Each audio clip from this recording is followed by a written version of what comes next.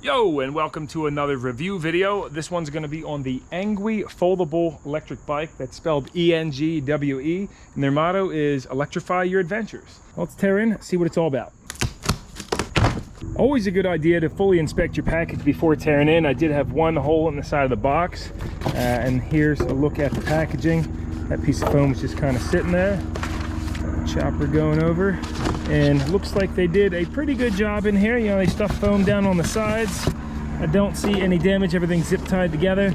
So let me go ahead and pop that all out and we'll see what it looks like. And after discarding all the padding, here's your first look. Oh man, heavy duty folding hinge there. So looking around, the only damage I found was on this front fender. The bracket got a little bent. No big deal, we can easily straighten that out. It's got the big heavy duty fat tires with disc brakes on the front and rear that are hydraulically actuated. Very heavy duty rack on the back that you could definitely bolt accessories on. Comes with the tail light that has plastic on it for protecting it. Probably should have left that on until I was done assembling it. It does have a headlight on the front too. We're going to look through the instructions before putting this all together. Nice heavy duty kickstand, front and rear suspension. This is the first electric bike I've had with full suspension on it. And yeah, checking out all these welds, they seem to be real heavy duty and nice. Comes with some instructions, and we'll go back to all that here in a minute. But your first step's always going to be like usual, popping the battery out and getting it on charge, which I assume it's inside of this frame. So you slide this forward and that unlatches it, and then I guess we could just pivot this out. Now keep in mind, if you want to charge the bike, you don't have to pull the battery out. You can actually just plug it in right here. And I guess we don't need the keys for the battery. I'll just fold this on open. I guess you just grab this folding handle and pull her. Oh, it does have a lock somewhere then, huh? Oh yeah, on the bottom, go ahead and put the key in. You twist, I'll show you here in a second. There's a look at the battery. It's 48 volts, advertised 16 amp hours. And here's the locking mechanism. I'll show you that one more time. I was trying to take it out with the key still in there, but essentially, you know, when you lock it, you take the key out and you have this little pin, and then you quite simply reach the key in from the bottom, unlock this, take the key out, and then slide your battery. So real easy, and it's nice that the battery has a lock on it. For charging this lithium-ion battery, it comes with this little guy that has a fan built in. It's rated at 54.6 volts, 2 amps output. Let me charge this up. Plugged her in the side, fan came on, red light for charging. Once that turns green, it's fully charged. And then I can fold this back together for now. That hinge is real tight, and you quite simply line this guy up here. Boom, locked out. Here's a glance at the other accessories. Comes with a little tool pouch, some basic tools, kind of like what you would see coming with a motorcycle. So that's nice quality. Heavy duty seat post, and a real nice seat that has a vent and lots of cushion. Even has a little suspension on the back too. That's looking pretty good. This is the handlebar extender. And here's a look at the pedals. Nice aluminums. Remember, these are marked left and right. It's going to show you right on there. Your left side is going to be reverse thread. But look at this. These, to fold them, let me see. Yeah, you push in and then rotates like that. So when you're putting it in the car or something, it's kind of nice. Let's see, to unfold them, just click them in. Hey, and it's always a good idea to cut your zip ties in a fashion where you can reuse them. You just cut them right before the top. The chickens are fighting over there. And now we have these nice heavy duty ones for other applications in the future. Some assembly required, and I'll give you a few tips. I was just kind of flipping through the instructions. Usually I just jump right on it, but it does show this handlebar stem already installed on here, but mine's not, as you can see. So we'll start by getting that on. To fold this down, same thing, you pull up on that, and then you pop this plug out, and then you got a 5mm Allen. You can use the tools included. With the head bearings and spacers in place, I can now slide this down. I put a dab of Loctite on this bolt, bring it till it has 0 play, and then you see if you spin this around, well, your bars could be forward like so, or all the way backward like that. And I just looked up a picture, so forward it is. When you fold them, it will go down off to the side. So before tightening this down, I'm going to position this right in the center here. Make sure your forks are pointed forward too. Snug down this, because this sets the tension on the bearings. Make sure that rotates freely. Fold this up, and again, when you're locking this little guy comes out. So you do have adjustability there. Looks straight enough to me for now, so I will snug down these, which already have Loctite built into them. For the handlebars, take the two 5mm head bolts off and the clamp. And then grab these bars, make sure the routing's proper on your cables, and go ahead and secure that down. If you need to, you can rotate this computer screen out of the way. And never a bad idea to use Loctite on all the bolts, but of course if these ever went loose, you're gonna know about it before they get too loose. Just run those down so the clamp has even gaps on both sides, and I'm gonna leave them slightly loose for now, so if I wanna reposition these, I can. Ready to slide our front wheel on, so spin these nuts all the way out pretty much, along with the washers. Put the washers on the outside. And see this center nut, well, the inner nut, I mean, that should be basically ran down on each side even. Like you see, they were loose. Then go ahead and drop your wheel into place, making sure that the brake disc slides into the caliper between the two brake pads. Make sure to push down on the forks and that axle is fully seated down into the forks. This is what your front axle and brake should look like when you're done. You see you got even space on the end of the axle. I mean, as long as it's close enough. You have that adjustment though with those center nuts, or the inner nuts. You can move those back and forth to change that. And never a bad idea to go over your spokes. Take a look. There's no big cracks. I once got an electric bike and there was a huge crack in one of the spokes.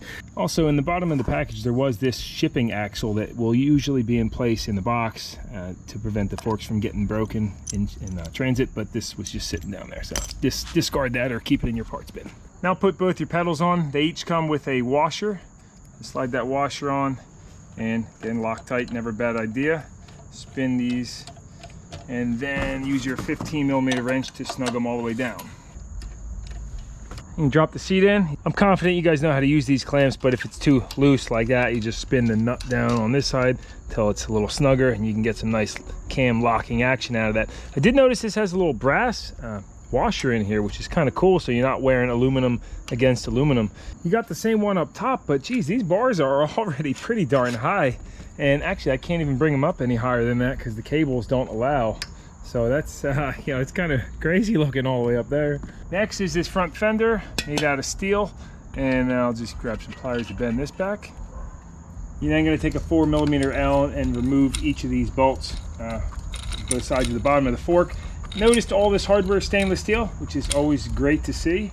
In the instructions, they showed the light mounted on the front of this crossover bar, but I went bolt, light bracket, fender bracket, washer, nut, and that went on there nice and sturdy and good. It's not going anywhere. Of course, you have some adjustability there too, and a piece of plastic on the light. Up on the cables, you do have a certificate tag which has a date on there, but you know, that doesn't really mean anything. So at this point, I recommend going over every nut and bolt on this bike and making sure everything's tight, snug, no stripped threads, and then go ahead and do your final bar adjustments. Again, I never fully snugged these down or the bars. I didn't find any other loose nuts and bolts, so now we're going to fill up these Chow Yang tires that are 20 by 4.0, the big fat boys. Max pressure is 20 psi, and I'm going to go up to that 20. That way I can lower it down as I'm riding if I feel like that's too much. And there's a look at the completed product. Hopefully those assembly tips were helpful to you. This wasn't meant to be like a specific how-to guide. If you're not comfortable building bikes, I'd recommend bringing this to a bike shop, because we still might need to make adjustments on the shifters and other odds and ends. Like front suspension, you got preload over here, so you can twist this well down, tighten it down if you want, if you're heavier and you feel like they're too soft. And then you do have a lockout, so to the left you have the front suspension, and to lock it out to the right, you spin it that way, and then it locks out the forks. I don't see a lockout or adjustment on the rear. The battery's still charging, but you know what? I'm gonna go ahead and pop this in real quick. So we don't need the key for putting it in. You just open her up. Let's see how easy this is. Very nice. And then slide the battery into place. That's it. Fold her back down, lock it out, and we're good to go. Power button's right here, and I'm sorry, you do need the keys to lock this battery, because what you do is you go ahead into the lock position, and you can pull it out, and when you want to ride the bike, slide your key in and switch the ignition on. That's awesome, because my other two electric bikes do not have a key of sorts. So I'm not gonna, you know, I didn't even flip through this completely, but I will put pictures of this at the end of the video. And let's see what happens now. And so be a long press. And I'm just kind of figuring this out as we go, guys. So, whoa, look at that display. All right, I was just flipping through this, and this is by far the best computer interface I've ever seen on an electric bike. This thing is top notch. You see, we do show single percentages. We're down to 79% now, so that's great. And hopefully I could show you a few things here. So down here, it shows 0 watts. That's how much power we're using. If you press the info center button once, you got your trip time, max speed, average speed, total distance, trip distance, and back to your power. Now if you hold this, you see right now we're on sport level. You hold it, goes to eco, hold it again, goes to normal, and I'll leave it back on sport. For the headlight you have a button, but this actually has a sensor, so if I cover that with my hand, you'll see the headlight actually comes on, and then when I let go, it turns off. It also dims the screen at the same time. Now if you want to get into your setup, I know I'm kind of just running through this real quick, but you long press the negative and the positive, hold those together, and we can go to clear your data completely. You do a factory reset, go down to setup, and I'm gonna, for my unit, select Imperial. So we got mileage. Then you can do your brightness, you can power on, auto power off, you can put that on if you want. Set your speed limit, factory, it's up at the max of 31. So I'm gonna go, you hit info for back, and then go down the back here again. So personalization, you have all these. Now this auto headlight, I'm gonna go ahead and turn that off. So that way I can just manually turn the headlight on. You got power set. You can change the power for all of your 5 power settings that I'll show you. And just a really, really nice interface here. Scroll down, press info for back. And what else? We got system info, so it's obviously updatable too. And that's all I need to show you on that. To power this down, you can either long press the power button, or quite simply take your key out, and that has powered and locked down the bike. Let's see how well it folds up. That is awesome. Just 4 moves. Fold the bars down, fold the frame, fold each pedal. I guess we could drop for the 5th move, drop our seat down, wipe the chicken poop off the tires, and look at that nice compact package. So I wondered before when I was putting this together what this was here for, and we could see that keeps the sprocket off the ground. This does have a plastic guard. See if I can one-hand it. Yeah, look at that. Like, you're not going to go hike up a mountain with it, but that is really compact and sweet.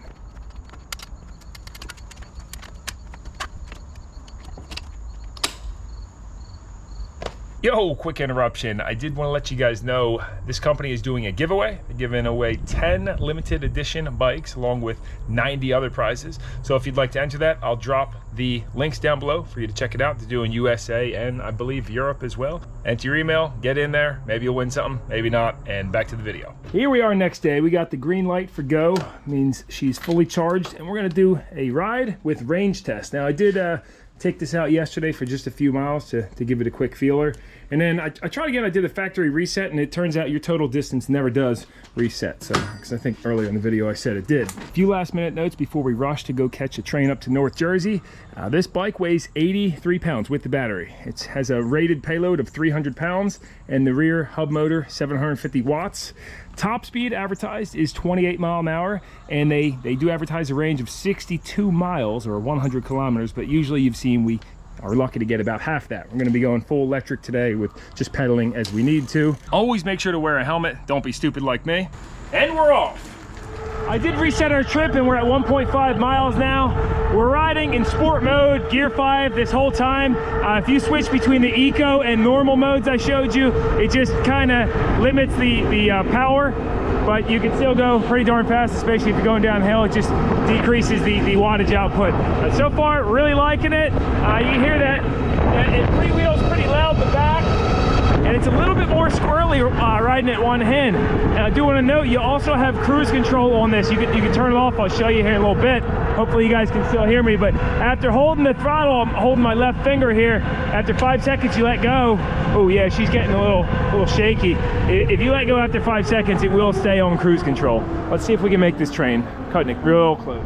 So we're up a slight hill right now. 22 mile an hour is its top speed on a slight hill.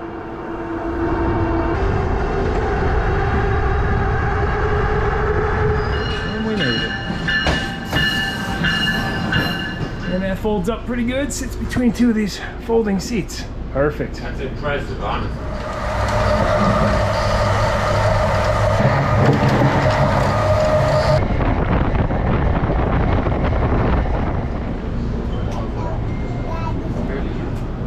we popped off at Secaucus. Folding bike worked good on the train. It's really packed on there now, so it's a little tough unfolding and getting off there, but let's go ahead and hit the road now. When you're going on escalators, you just roll her on and then, you know, lock both the brakes and you should be good.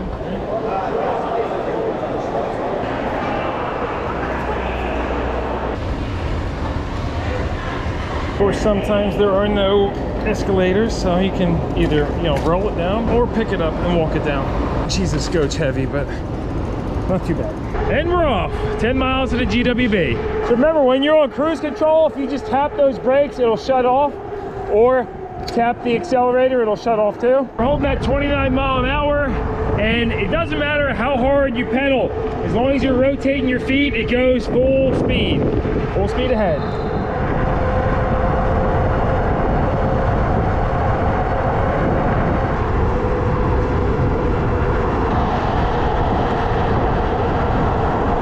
Hit a steep hill and you want to keep your pace, you just give it a little pedal assist.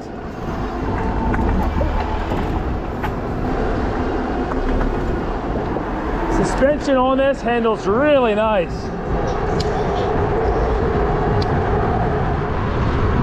We are getting there. New York skyline in the far distance. Just got to go all the way upriver and then cross over.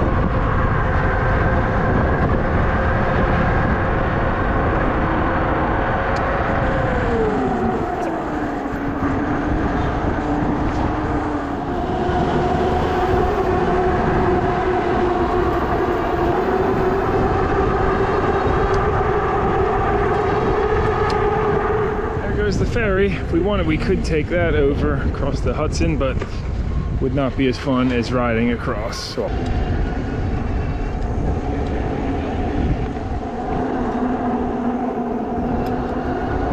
At 8.8 miles in, we're still at 92%, and I did want to show you guys the power bar on here. You see, it's completely white, and as you start to accelerate, it'll go into the gray. So that shows you how much power you're using.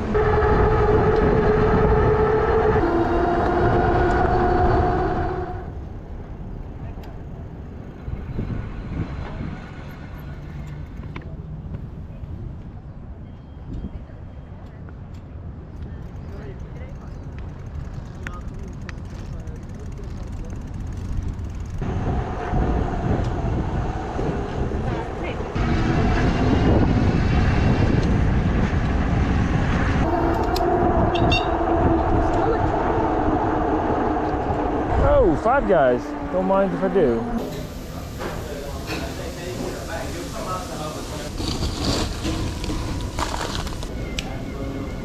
Now, if that don't say America, I don't know what does.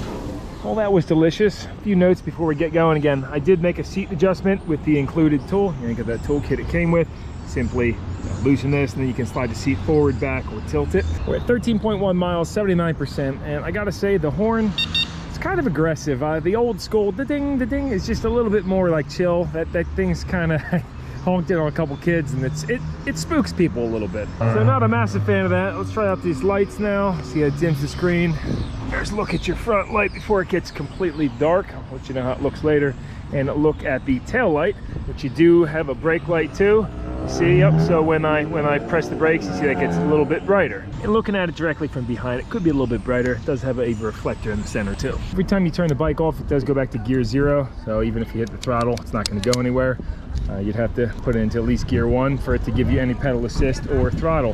Which, by the way, I did shut the cruise control off, and that only works with the throttle. Cruise control does not engage if you're pedaling. Check out the suspension and tires going down these steps, for instance. Check this out, guys. Oh yeah, well, it did bottom out a little bit on the fork there, but it took care of it, no problem, and it felt pretty smooth. And with this back in gear 0, I'm gonna go ahead and run it through the 8 speeds. We're on speed number 1. You'll definitely wanna let off the power from your feet when you're shifting, otherwise it's gonna, you know, it's gonna grind the gears down there. It's not good for them since you're going up on the cassette. And I'm pedaling around 10, 11 mile an hour, 4th gear. I'd say, you know, it is a heavy bike, and it's not gonna pedal as easy as a regular bicycle. But all you got to do is hit it up 1 on the power assist, maybe 2 blocks, and boom, now you're doing 10 mile an hour. Now, you're still using your legs a little bit, but it's a lot easier. And we would call this hybrid power instead of full electric or full human power. definitely going to get more range this way. But that's not what today's ride is about, so let's put her back to gear 5 and keep on cruising. I just started my run, so we'll go a few miles and then check the accuracy of this odometer. But if I run over to my GPS speedometer app, it shows we're doing 23, and on here we're indicating 24.9, so that doesn't seem to be dead accurate.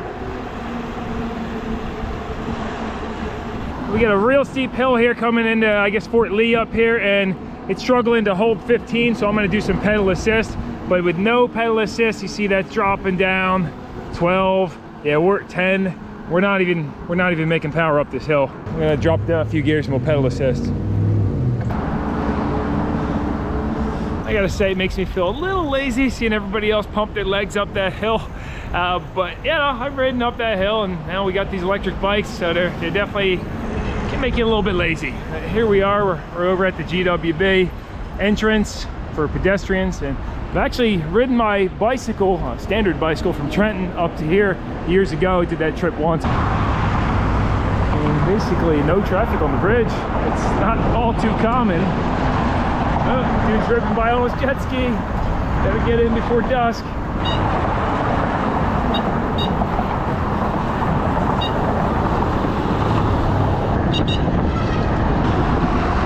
Look at New York skyline. You guys probably can't see it that well. It's starting to get dark.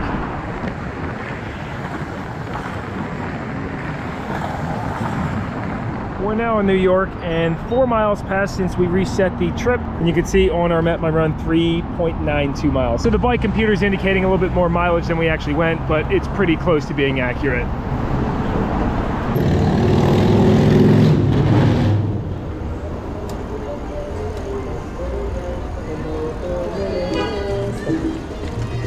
At 18.7 miles in, we're still holding 60%, and that's pretty impressive to me. I was actually just looking through the manual though.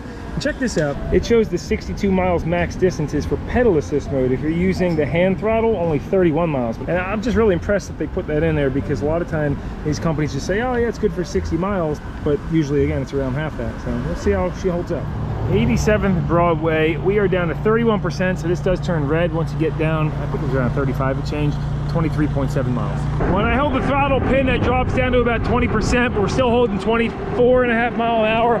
So it's starting to lose a little bit of power as the battery gets lower, but it's not bad.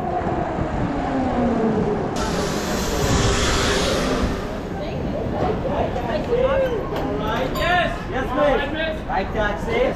Yes, bike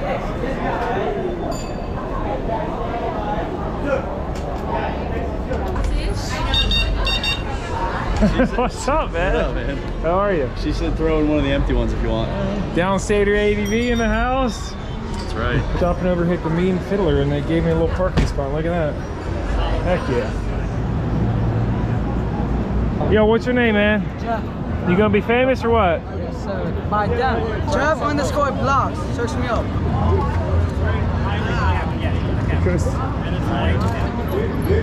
You're a little space right there.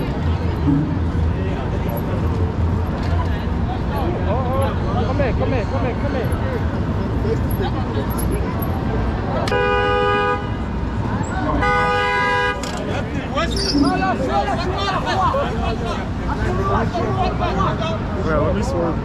27.2 miles. We are down to 0%, but the bike is still working, guys. So she still got some juice even when you get to the rock bottom there. Jersey Transit 1057, that's us. Newark Airport, Metro Park. We're back up to 1% on there, 27.6 miles. But again, the bike's still working pretty good, so we'll see what happens. 11 West. It's going to be a tight fit. Look at this line.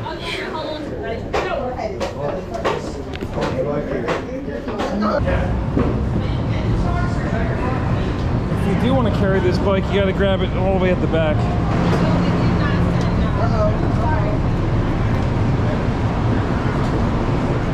I lucked out with the same spot.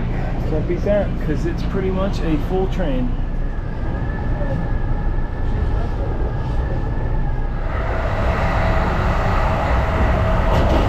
Train has cleared out, and the last stop is going to be Trent. After the hour train ride home, we are up to 9% now. We'll see if it takes us the last few miles home.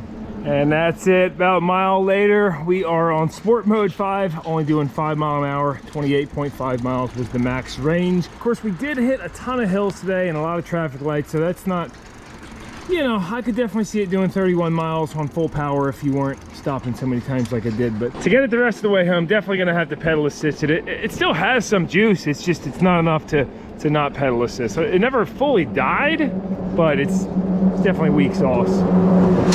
Next day, and I'm ready to put a cap on this video with some final thoughts. This ENGWE, I think I've been pronouncing it wrong, saying ENGWE, has really blown me away. It's definitely my new favorite electric bike compared to the Himaway and the Aventrek that I did videos on before.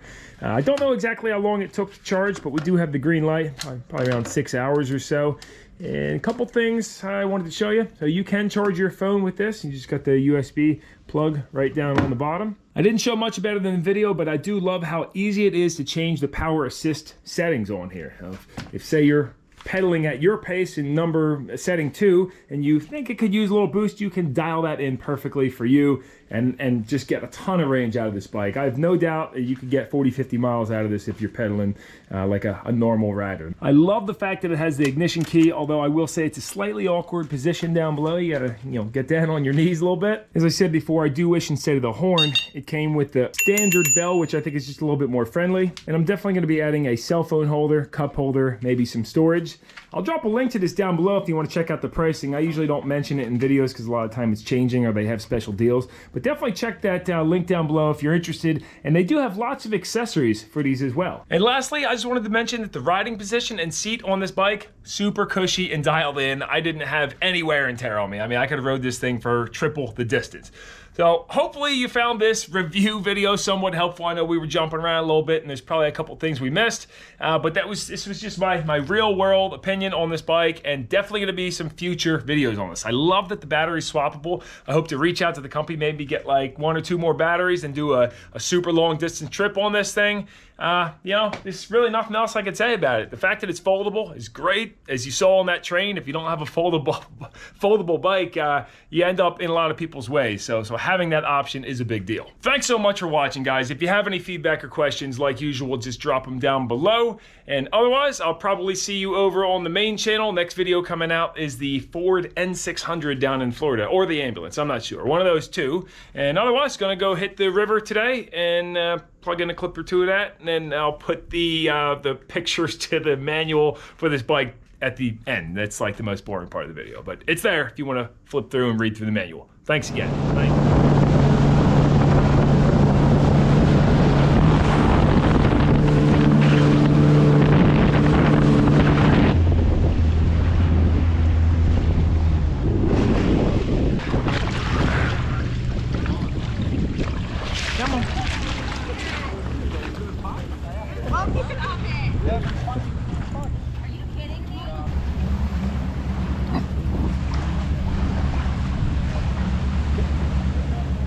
Found some good sniffs over there or what?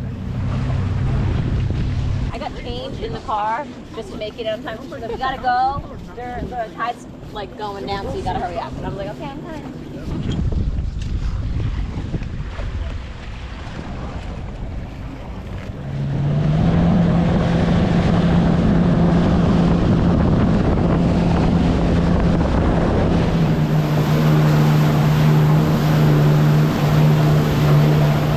Finally, I glanced through these manuals, so in case you guys want to pause this and read any of the pages, I'll just get you a quick shot of each one. And hopefully that will do. I know this isn't the most professional way of doing this, but it does seem to work. In case I gotta look back at this too. These are all your assembly tips. Operation.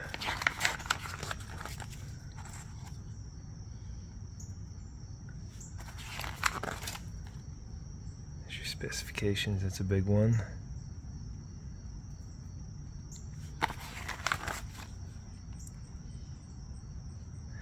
Troubleshooting.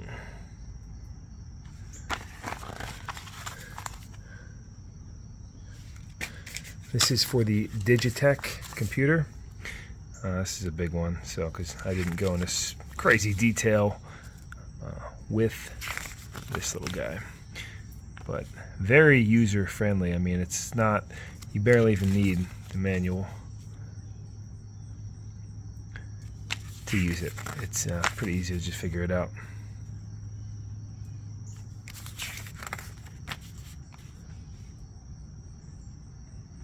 Hopefully these shots are coming out okay. Sometimes the smartphones, the new cameras, they like to change the way the picture actually looks, trying to, you know, smooth out lines and such. And then for the WellGo pedals, you don't really need instructions on that, but it did show the recommended torque of 25 foot-pounds. All right, well, thanks again so much for watching, and see you in another video.